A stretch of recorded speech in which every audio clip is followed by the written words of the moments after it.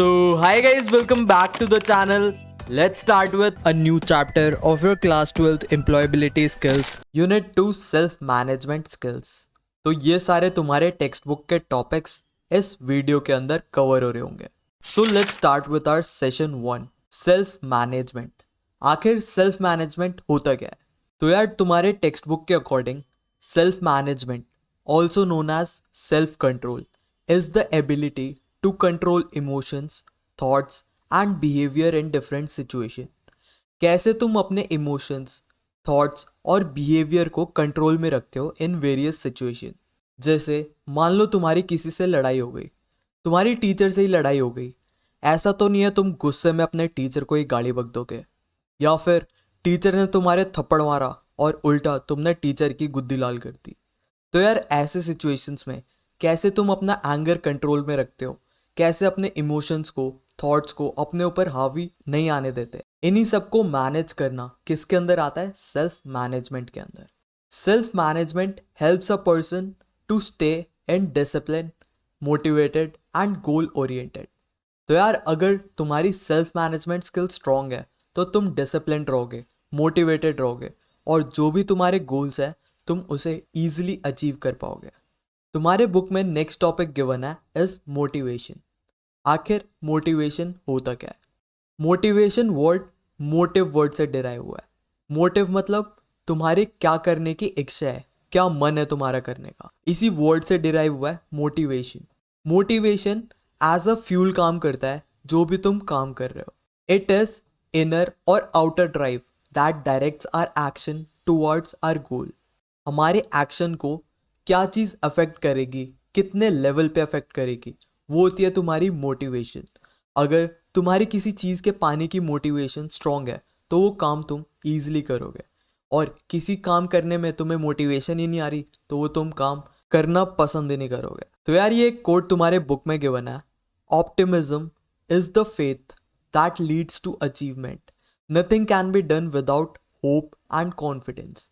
तो यार दुनिया में ऐसा कोई भी काम नहीं है अगर तुम्हारे अंदर होप और कॉन्फिडेंस ना हो तो तुम वो काम कभी कर ही नहीं पाओगे. तो यार मान लो तुम भागने में बहुत स्लो हो, तुम्हारे पीछे किसी ने हिप्पो छोड़ दिया तो तुम अपनी जी जान लगा के भागोगे ताकि ये तुम्हारे ऊपर वो ना करते, समझे. अब मान लो तुम्हारी स्पीड बहुत स्लो है बट तुम्हें रेस में भागना है, तो एक एक्सटर्नल मोटिवेशन ऐसा हो सकता है तुम्हारे पीछे कोई जानवर छोड़ दिया तो तुम अपनी जी जान लगा के अपनी मैक्स स्पीड में भागोगे. तो यार मोटिवेशन हमारी दो टाइप की होती है. First we have is intrinsic motivation, जो अपने आप कुछ करते हो तुम cause you are enjoying it. जैसे तुम जिम में जाके वर्कआउट करते हो. अब तुम्हारे घर वाले कितना ही बोल लें, अगर तुम्हारे अंदर से नहीं आएगा कि मेरे को जिम जाना है, बॉडी बनानी है, तो वो तुम प्रोसेस एंजॉय कर ही नहीं पाओगे. बट ऐसे बंदे भी होते हैं जो वर्कआउट करना बहुत पसंद करते हैं. तो जो ऐसी चीज़ है जिससे तुम्हें सेटिस्फैक्शन मिले, जो करते हुए तुम्हें मज़ा आए, उसे हम बोलते हैं इंट्रिंसिक मोटिवेशन. सेकंड होता है एक्सट्रिंसिक मोटिवेशन. जब भी तुम कुछ काम करते हो किसी रिवॉर्ड के लिए, जैसे तुम अभी एग्ज़ाम से पहले क्यों पढ़ रहे हो? ताकि तुम एग्ज़ाम में पास हो पाओ. एक रिवॉर्ड है कि तुम एग्ज़ाम में पास हो जाओगे, नेक्स्ट क्लास में प्रमोट हो जाओगे. तो ऐसी चीज़ें जिनमें कोई आउटकम मिलता है, कोई एक्सटर्नल रिवॉर्ड मिलता है तुम्हें, उसे हम क्या बोलते हैं? Extrinsic motivation. तो यार दोनों मोटिवेशन ज़रूरी है. इंट्रिंसिक तुम्हें अंदर से पुश करता है और एक्सट्रिंसिक दुनिया के गोल्स के लिए तुम्हें रेडी करता है. Next topic you guys have is positive attitude.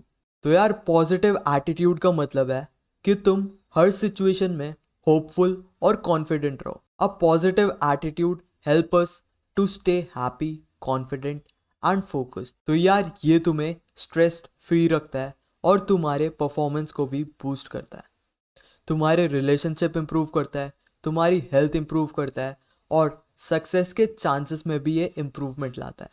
इसके कुछ और बेनिफिट्स तुम्हारे बुक में गिवन है, जैसे बेटर डिसीजन मेकिंग. अगर तुम पॉजिटिव एटीट्यूड के साथ कोई डिसीजन लोगे तो वो बहुत बेटर होगा रादर देन तुम नेगेटिव एटीट्यूड से लो. Better physical and mental health. सब बोलते हैं ना खुश रहो तभी तुम्हारी मेंटल हेल्थ स्ट्रांग रहेगी. तो पॉजिटिव एटीट्यूड जितना अच्छा उतनी अच्छी तुम्हारी mental health. It help overcome challenges, brings happiness and growth. तो यार ऊपर से नजरें फेंक लो इस स्लाइड पे। चलते हैं हम नेक्स्ट स्लाइड पे। Ways to maintain a positive attitude. कैसे तुम पॉजिटिव एटीट्यूड को मेंटेन कर सकते हो? तो सबसे पहले है स्टार्ट योर डे पॉजिटिवली। सबसे पहले उठते ही पूजा करो, हंसो और अपना पूरा दिन प्लान करो कि मुझे आज क्या क्या चीज़ कंप्लीट करनी है। सेकंड हो गया feed your mind with positivity. Inspiring books पढ़ो। बुक्स वो तो तुम बेच के खा जाते हो, तो बुक्स तो आप पढ़ते नहीं हो। मोटिवेशनल पॉडकास्ट देख लिया करो या फिर अपलिफ्टिंग कंटेंट, जैसे संदीप महेश्वरी का हो गया, अमन दत्तरवाल का हो गया। ऐसे बंदों की पॉडकास्ट या फिर कंटेंट देखा करो जिससे तुम्हें मोटिवेशन मिले अंदर से कुछ करने का लाइफ के अंदर। थर्ड हो गया बी प्रोएक्टिव। अपने रिएक्शंस को कंट्रोल करो। ऐसा मत बनो कि एक्सटर्नल सिचुएशन तुम्हारे इमोशंस को कंट्रोल कर रहे हैं। भले कैसा भी कितनी बुरी से बुरी सिचुएशन हो जाए, अपने आप को कंट्रोल करना सीखो। फोर्थ हो गया focus on solutions not on problems. कोई भी प्रॉब्लम तुम्हारे पास आए तो उसके सॉल्यूशन पे फोकस करो, रादर देन कि सेइंग ये सब मेरे साथ ही क्यों होता है। उसका सॉल्यूशन ढूंढ के उस प्रॉब्लम को सॉल्व करो। Learn from failures. जो भी तुम्हारी पास्ट में मिस्टेक्स हुई हैं, वो मिस्टेक्स आखिर तुमसे क्यों हुई, उनसे सीखो, उन्हें इम्प्रूव करो। हर एक गलती से एक लेसन मिलता है। Live in present moment. Don't over think the past और फ्यूचर। अपने पास्ट से सीखो और प्रेजेंट में क्या क्या तुम इम्प्रूव कर सकते हो जिससे तुम्हारा फ्यूचर और अच्छा रहे। मूव टूवर्ड्स गोल। हमेशा चीयरफुल मतलब खुश रहना सीखो और हमेशा अपने गोल्स पर फोकस रखो। तो ये तो था कैसे तुम पॉजिटिव एटीट्यूड मेंटेन कर सकते हो। Next topic you guys have is stress. तो यार स्ट्रेस की डेफिनेशन देखें तो stress is a state of emotional और mental tension when things don't go as planned. You feel upset, anxious और होपलेस। तो यार कोई भी ऐसी सिचुएशन जो तुमने प्लान कर रखी है और तुम्हारे प्लान के अकॉर्डिंग नहीं हुई, इससे क्या होता है, तुम्हारे अंदर एंग्जाइटी जनरेट होती है, तुम फ्रस्ट्रेट होते हो, टेंशन बढ़ता है, स्ट्रेस बढ़ता है। तो stress is a state of emotional और मेंटल टेंशन। ऐसा टेंशन जो कब अकर होता है, जब तुम्हारी चीज़ें एज पर प्लान नहीं होती। इससे तुम्हें एंग्जाइटी होती है, तुम होपलेस हो जाते हो, तुम अपसेट हो जाते हो। जैसे तुमने कभी बंदी बनाए और मान लो तुमने पूरी फ्यूचर प्लानिंग कर ली होगी कि शादी क्या करनी है, बच्चों के क्या नाम रखने हैं, फिर बच्चों की शादी कैसे करनी है, बच्चों के बच्चों का क्या नाम रखना है। और मान लो अगले दिन तुम्हारा ब्रेकअप हो गया तो तुम लगाओगे अपनी सैड सैड स्टोरियाँ और तुम्हें हो जाएगा स्ट्रेस। फिर जाना अपनी मम्मी के पास, मम्मी तुम्हारे दो चांटे मारेगी और तुम्हारा सारा स्ट्रेस निकल जाएगा। आओ देखते हैं स्ट्रेस को मैनेज कैसे करें। सबसे पहला है stay positive and analyse what went wrong. हमेशा पॉजिटिव और काम रहो और सोचो आखिर कहाँ पर चीज़ें गलत हो गई। Second we have is maintain an accomplishment sheet. Record small wins. अपनी अचीवमेंट्स को ट्रैक करा करो। एक शीट बना लो जिसमें जो जो तुमने अचीव करा है उधर टिक करते जाओ। वो देख के तुम्हें पॉजिटिविटी आएगी। Third we have is focus on the present not on the past. हमेशा जो भी प्रेजेंट में चल रहा है, जो भी चीज़ें तुम्हारे कंट्रोल में है उसको फोकस करो, रादर देन जो भी पास्ट में हो गया उसका तुम स्ट्रेस लो। फोर्थ हो गया टॉक टू योर फ्रेंड्स और फैमिली व्हेन फीलिंग लो। जो भी तुम्हारे क्लोज फ्रेंड्स हैं या फिर फैमिली में कोई क्लोज है तो उनसे बात करो। जो भी तुम्हारे सीनियर, वो तुम्हें अच्छे से गाइड करेंगे, तुम्हें बताएंगे तुम्हें इस टाइम इस सिचुएशन में क्या करना चाहिए। Practice yoga, meditation and deep breathing. तो ये सब तुम करोगे तो तुम्हारा स्ट्रेस मैनेज होएगा। उसके बाद review your achievements when negativity hits. जब तुम्हें सैड सैड फील आ रहा हो तो जाके अपने अचीवमेंट्स को रिव्यू करो कि क्या क्या तुमने लाइफ में उखाड़ लिया। अगर तुमने लाइफ में कुछ भी नहीं फोड़ा तो तुम्हें स्ट्रेस होना चाहिए। इससे तुम्हें थोड़ा गिल्टी तो फील हो, जिससे तुम आगे जाके मेहनत कर कर कुछ ना कुछ तो करो एटलीस्ट लाइफ में। So this was all about stress जो कि तुम्हारे बुक में गिवन था। Let's move to our session 2, result orientation. तो यार तुम्हारे टेक्स्ट बुक में जो डेफिनेशन गिवन है Result orientation means focusing on the outcome of any task rather than just the process. मतलब जो भी आउटकम, जो भी रिजल्ट आने वाला है उस पे फोकस करना, नॉट ओनली ऑन प्रोसेस. मतलब जो भी तुम अचीव करना चाहते हो, आखिर कोई काम करने से वो चीज़ अचीव हो भी रही है या नहीं हो रही, या तुम फालतू में घिसे जा रहे हो, तो उसे कहते हैं हम रिजल्ट ओरिएंटेशन, जिसमें हम गोल्स को भी फोकस में रखते हैं, जिससे जो भी तुम हार्डवर्क लगा रहे हो क्या वो सही डायरेक्शन में जा भी रहा है या नहीं. और रिजल्ट ओरिएंटेड पर्सन और organisation focuses on what needs to be achieved, not just on what is being done. तो यार कोई भी रिजल्ट ओरिएंटेड ह्यूमन है या फिर कोई भी बड़ी कंपनी है, तो सबसे पहले वो टारगेट सेट करते हैं, फिर देखते हैं कि वो टारगेट अचीव करने के लिए हमें क्या क्या करना है. ऐसा कोई भी नहीं करता कि तुम गधों की तरह घिसते जाओ और तुम्हें पता ही नहीं तुम्हारा एंड गोल आखिर है क्या. तो तुम्हें क्लियरली पता होना चाहिए तुम्हें फाइनली क्या अचीव करना है. जैसे तुम अभी वीडियो देख रहे हो तो तुम्हारा गोल है तुम्हें एग्ज़ाम पास करना है, तुम्हें अच्छे मार्क्स लाने हैं, वरना तुम वीडियो क्यों ही देखोगे, पढ़ाई तुम आखिर क्यों ही करोगे. एंड गोल तो यही है, तुम्हें एक बढ़िया जॉब मिल जाए या फिर तुम्हारा कोई अच्छा खासा बिजनेस चल जाए जहाँ पे तुम्हारी पढ़ाई यूज़ में आ सके. अब हम आखिर गोल ओरिएंटेड बन कैसे सकते हैं. तो सबसे पहला तो है अपने गोल्स को सेट करो. तुम्हें एग्जैक्टली पता होना चाहिए तुम्हें फाइनली आखिर चाहिए क्या. हमेशा अपने गोल्स को रिवाइज करो, क्लियर डायरेक्शन दो और फोकस्ड रहो. सेकंड हो गया prepare an action plan. Steps लिखो, क्या क्या करना है, कब तक करना है, कौन करेगा, कैसे करेगा. Define the steps needed to achieve what changes will अगर. अगर तुमने कोई एक्शन लिया तो तुम्हारे अंदर क्या क्या चेंजेस आएंगे, तुम्हारा गोल के पास पहुंच रहे हो या गोल से दूर जा रहे हो. Who will carry out the action. जो भी चीज़ें करनी है गोल अचीव करने के लिए उसे कौन करेगा, व्हेन कब करेगा, हाउ लॉन्ग कब तक करेगा. हर एक चीज़ का एक एक्शन प्लान रेडी करो. तुम्हें क्या क्या रिसोर्सेज चाहिए होंगे उस गोल को अचीव करने के लिए. Use the right resources and tools. हमेशा सही रिसोर्सेज और टूल्स का यूज़ करो, जैसे बुक्स का, टूल्स का, या फिर तुम्हारे सीनियर मेंटोर्स का जिन्होंने वो गोल अचीव कर लिया है, या फिर जो भी गोल तुम अचीव करना चाहते हो उसमें वो तुम्हारे सीनियर है तो वो तुम्हें अच्छे से गाइड कर पाएंगे. Next, communicate with mentor and peers. हमेशा अपने टीचर्स, सीनियर्स या फिर मेंटोर से गाइडेंस लो, कभी भी शर्माओ मत, जिससे तुम्हारी गोल सेटिंग रियलिस्टिक हो पाए. Make a calendar. हमेशा जो भी तुम चीज़ें कर रहे हो उसे ट्रैक करो. जब भी तुम चीज़ें ट्रैक करते हो तो तुम्हें पता होता है तुमने क्या करा है, क्या नहीं, तुम्हें क्या इम्प्रूवमेंट करनी है, और इस चीज़ को इम्प्रूव करने से तुम गोल के कितने पास पहुंच सकते हो, तुम्हें हर एक चीज़ पता होगा. एंड सबसे last, work your S of.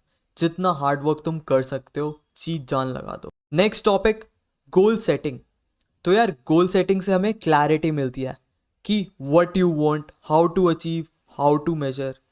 जैसे मैंने 2 महीने में 10 मॉक टेस्ट कंप्लीट करना है मुझे, तो ये एक मैंने गोल सेट कर लिया. अब दिन में कितना पढ़ना है, कितने टेस्ट देने हैं, वीकली मेरे को क्या क्या करना है, हर एक चीज़ मैं एक एक्शन प्लान बनाऊंगा. तो इस पूरे प्रोसेस को बोलते हैं हम गोल सेटिंग. अब एक एक्रोनिम होता है स्मार्ट, जो तुम्हारी बुक में गिवन है, जिससे हम गोल्स ईजिली सेट कर पाते हैं. तो यार एस से होता है स्पेसिफिक. क्लियरली डिफाइन करो तुम्हें क्या चाहिए. जैसे तुम्हें क्लास 12th में 90% लाने हैं, तुमने एक स्पेसिफिक गोल सेट कर लिया. फिर एम होता है मेजरेबल. जो भी तुमने गोल सेट करा है क्या तुम उसे मेजर कर पा रहे हो, हमेशा ट्रैक कर पा रहे हो क्या क्या तुमने आज पढ़ाई करी. फिर ए से हो गया एक्शन ओरिएंटेड. अपने क्या क्या एक्शन में परफॉर्म करने हैं उसकी एक लिस्ट बनाओ, जैसे डेली 3 आवर्स स्टडी, तो ये एक्शन ओरिएंटेड है. फोर्थ हो गया रियलिस्टिक. जो तुमने गोल सेट करा है क्या अचीवेबल है. हाँ ऑब्वियसली 90% तो तुम इजीली ला सकते हो. अब मान लो किसी बच्चे ने गोल सेट कर दिया मुझे 150% लाने हैं, भाई साहब अलग ही दुनिया में. फिर हो गया टाइमली.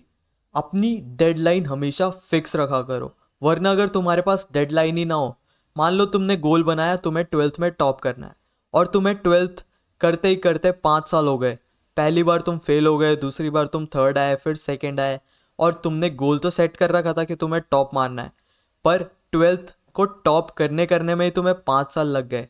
तो ये कोई लॉजिक बना रहा है? नहीं ना। तो तुम्हें टाइम ओरिएंटेड, मतलब हमेशा डेडलाइंस के साथ अपने गोल्स सेट करने चाहिए जो कि रियलिस्टिक हो, एक्शन ओरिएंटेड हो, तुम उसे मेजर कर पाओ और स्पेसिफिक हो। तो ये तो थे तुम्हारे गोल सेटिंग। मान लो और 2-3 एग्जाम्पल देखते हैं। जैसे एक स्टूडेंट के लिए रिजल्ट ओरिएंटेड गोल क्या हो सकता है? एग्जाम में 90% मार्क्स लाना। एक एथलीट के लिए क्या हो सकता है?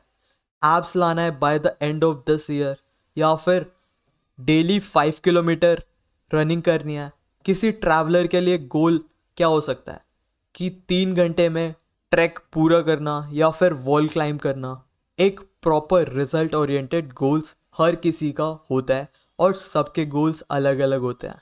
तो एक बार देख लो हमने इस स्लाइड के अंदर क्या क्या पढ़ा है। So let's start with our session 3, that is self awareness.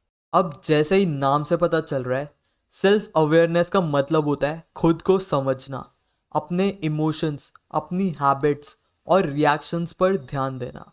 हमारे नीड्स क्या क्या है, हमारे डिज़ायर क्या क्या है, हमारे इमोशंस, हैबिट्स और बिहेवियर, हर चीज़ का हमारे पास रिकॉर्ड हो, हमें पता हो कि हम कैसे हैं।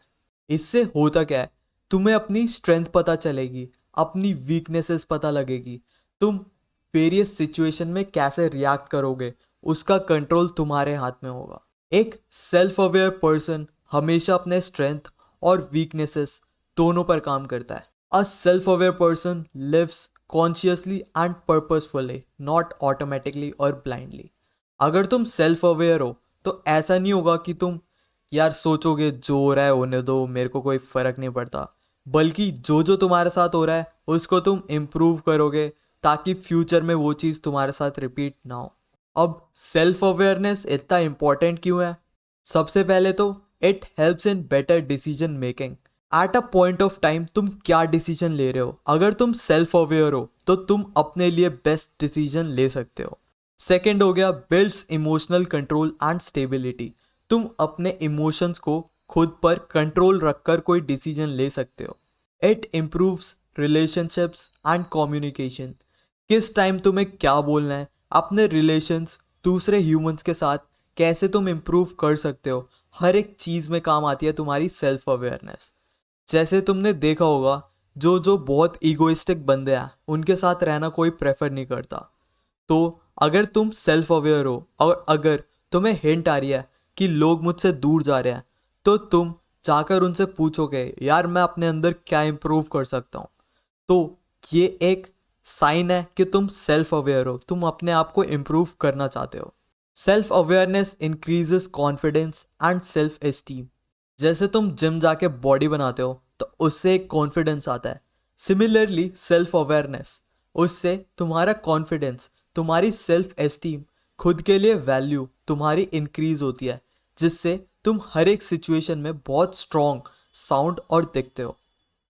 It makes personal and professional life more balanced. तुमने देखा होगा बहुत बंदे जो कि कॉन्फिडेंट होते हैं वो बहुत हैप्पी रहते हैं और अच्छे से सोशलाइज होके एक अच्छा एनवायरनमेंट सेटअप कर देते हैं।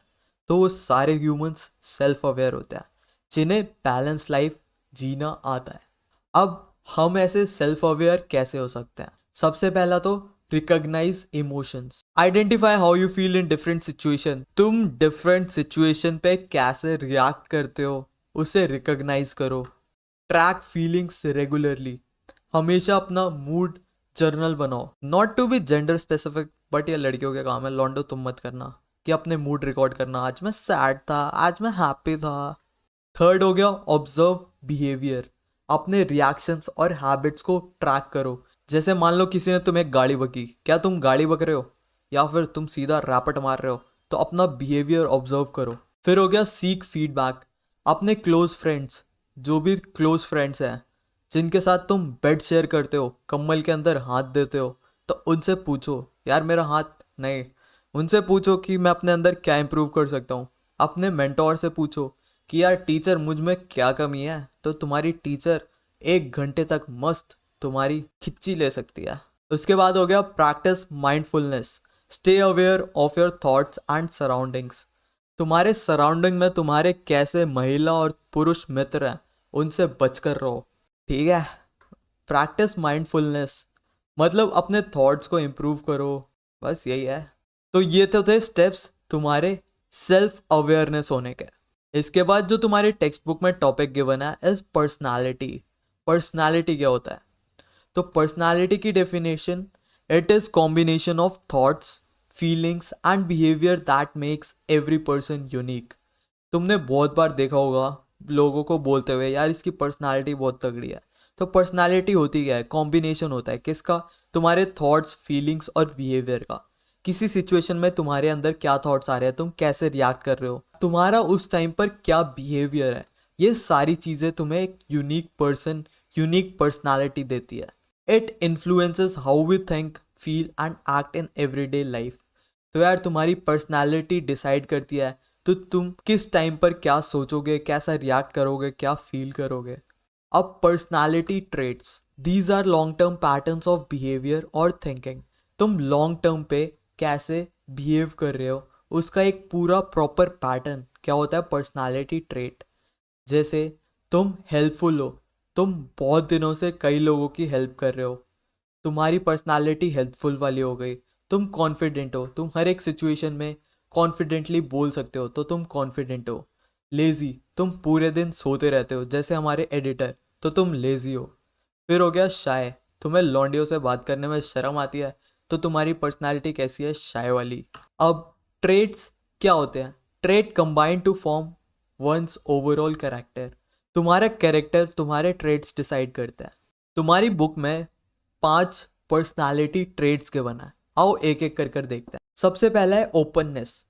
तुम सबके साथ ओपन रहते हो, हमेशा हर चीज़ जानने की कोशिश करते हो, क्यूरियस रहते हो। तुम बहुत क्रिएटिव टाइप के हो, तुम्हें नए नए एक्सपीरियंस लेने में मज़ा आता है। तो तुम्हारी ट्रेट कैसी हो गई? ओपननेस वाली। सेकंड हो गया कॉन्शियसनेस। तुम हर एक चीज़ रिस्पॉन्सिबली लेते हो, तुम्हारी हर एक चीज़ ऑर्गेनाइज्ड रहती है, तुम्हारा हर एक स्टेप तुम्हारे गोल्स के टुवर्ड्स होता है। तो तुम्हारी पर्सनालिटी ट्रेट कौन सी है? कॉन्शियसनेस वाली। थर्ड हो गया एक्सट्रोवर्जन। तुम बहुत ज़्यादा एनर्जेटिक हो, सोशल हो, एक्सट्रोवर्ट हो या फिर आउटगोइंग हो। अगर ये सारी चीज़ें हैं तुम्हारे अंदर तो तुम एक्सट्रोवर्जन हो। फोर्थ हो गया एग्रीएबलनेस। तुम बहुत काइंड हो, बहुत हेल्पफुल नेचर के हो, बहुत ज़्यादा अंडरस्टैंडिंग हो, मतलब तुम एक ग्रीन फॉरेस्ट हो, तो तुम एग्रीएबलनेस हो, जैसा मैं। फिफ्थ हो गया न्यूरोटिसिज्म। ये इमोशनली इनस्टेबल होते हैं, ये एंग्शियस लोग होते हैं, मूडीनेस होते हैं। इनका मूड 2-2 सेकंड पे चेंज होता रहता है, जैसे तुम्हारी बंदियाँ। तो ये कुछ ट्रेट्स तुम्हारे बुक में गिवन है, इसे रट लेना। उसके बाद पर्सनालिटी डिसऑर्डर तुम्हारी बुक में गिवन है। ऐसे पर्सनालिटी ट्रेट्स जो लॉन्ग टर्म में अनहेल्दी हो जाए, तुम्हारी डेली लाइफ इफेक्ट करने लग जाए, उन्हें हम बोलते हैं पर्सनालिटी डिसऑर्डर। ये टोटल 3 टाइप के होते हैं, cluster A, cluster B, cluster सी।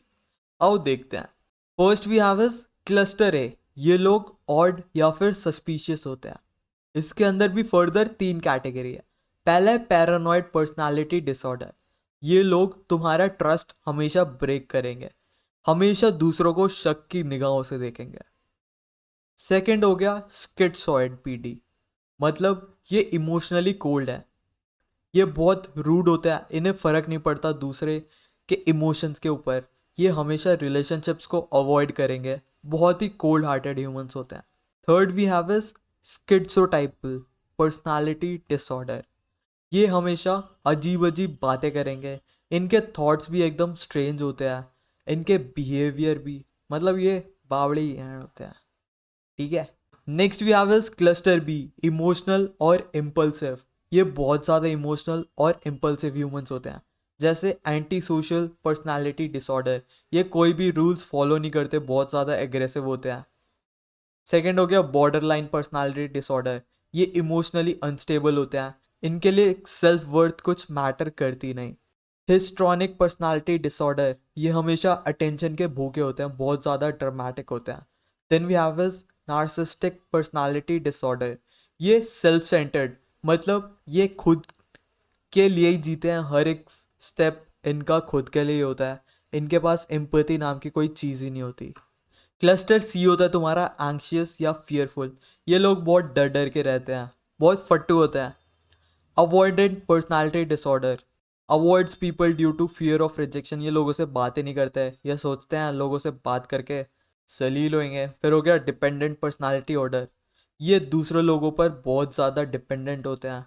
फिर हो गया ऑब्सेसिव कंपल्सिव पर्सनालिटी डिसऑर्डर, ये सोचते हैं कि मैं बहुत ज़्यादा हद से ज़्यादा परफेक्ट हूँ। ये रूल्स के लिए बहुत रिजिड होते हैं कि रूल्स के अलावा कहीं जाएंगे ही नहीं। जैसे तुम्हारे क्लास के मॉनिटर हो गए, अगर टीचर ने बोल दिया एक टांग पे खड़े होकर नाचो तो वो नाचने लग जाएंगे। तो ये रूल्स को बहुत हद से ज़्यादा ओबे करते हैं। तो ये तो थे तुम्हारे कुछ पर्सनालिटी डिसऑर्डर, जिन्हें मोटे मोटे हम पागल भी बोल सकते हैं। अगर तुम इन कैटेगरी में से किसी भी कैटेगरी में फॉल करते हो, तुम्हारा बुक बताएगा कि तुम्हें कैसे उसे ओवरकम करना है। तो सबसे पहले है अपने फैमिली फ्रेंड्स या फिर काउंसलर से बात करो, जाके बोल दो कि मैं पागल हूँ, मुझे कैसे सही होना है। फिर हो गया मेंटेन फिजिकल हेल्थ, तुम अपनी फिजिकल हेल्थ स्ट्रांग रखो, जैसे अच्छे से सो, जो तुम पूरे दिन सोते रहते हो, एक्सरसाइज करो, डाइट करो, क्या पता इससे तुम्हारी पर्सनालिटी इंप्रूव हो जाए। थर्ड हो गया practice self confidence and positive self talk, शीशे में जाके अपनी तारीफ करो। भाई बुक में लिखा है, अपने आप को कॉन्फिडेंट बनाओ। Engage in hobbies to reduce stress, different hobbies में तुम इंगेज करो जिससे तुम्हें स्ट्रेस कम हो, तुम्हारी पर्सनालिटी इंप्रूव हो। Last we have is stay optimistic and focus on improvement, हमेशा ऑप्टिमिस्टिक रहो। ऑप्टिमिस्टिक मतलब हर चीज़ पॉजिटिव लो, बस जो भी चीज़ बुरी तुम्हारे साथ हो बस बोलो जो होता है अच्छे के लिए होता है। ये होता है तुम्हारा ऑप्टिमिज्म, और उस चीज़ को कैसे इम्प्रूव करे उस पर फोकस करो। अगर ये सारी चीज़ें करोगे तो तुम्हारी पर्सनालिटी और इम्प्रूव होएगी। So this was your complete chapter self management skills. Thank you for watching, see you guys in the very next video.